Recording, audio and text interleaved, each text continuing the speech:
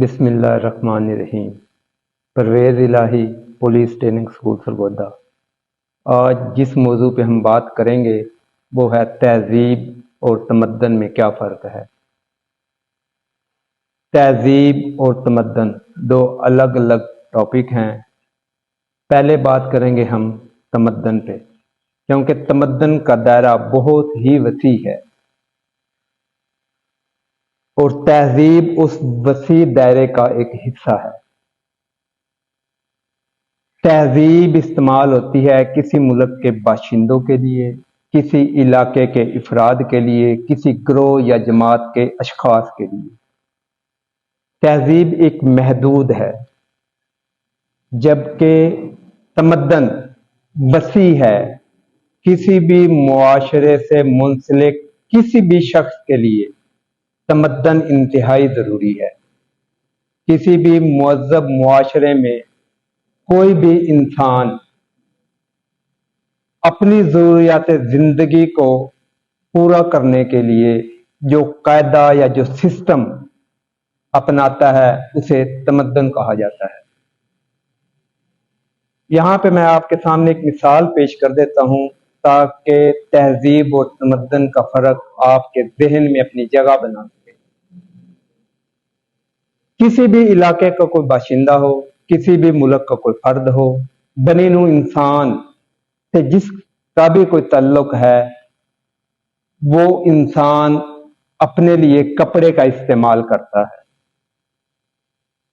कपड़ा एक तमद्दन है। आगे तहजीब में उस कपड़े को किस तरह वो इस्तेमाल करता है। कोई शख्स उस कपड़े को इस्तेमाल करता है कुर्ता और तहमद में, कुछ इलाके के लोग उस कपड़े को इस्तेमाल करते हैं शलवार और कमीज में, किसी मुल्क के बाशिंदे उसको इस्तेमाल करते हैं पैंट और शर्ट की सूरत में। तो ये उनकी तहजीब है। हर इंसान ने कपड़े को इस्तेमाल करना है। कपड़ा एक तमद्दन है। तहजीब उसको किस तरह किसी ने इस्तेमाल करना वो है। इसके अलावा हर इंसान को चार दीवारी की जरूरत है। मकान और चार दीवारी की जरूरत है, ये इंसान की बुनियादी जरूरतों में से एक है। अब कुछ लोग मकान के साथ जो चार दीवारी खड़ी करते हैं वो सिर्फ इसलिए खड़ी करते हैं कि घर में आने जाने के लिए एक रुकावट हो। ये जो चार दीवारी है ये तमद्दन है। जबकि मुसलमान जो हैं वो इस चार दीवारी को पर्दे के तौर पर इस्तेमाल करते हैं, ना कि सिर्फ रुकावट के लिए, क्योंकि उनकी ये तहजीब है।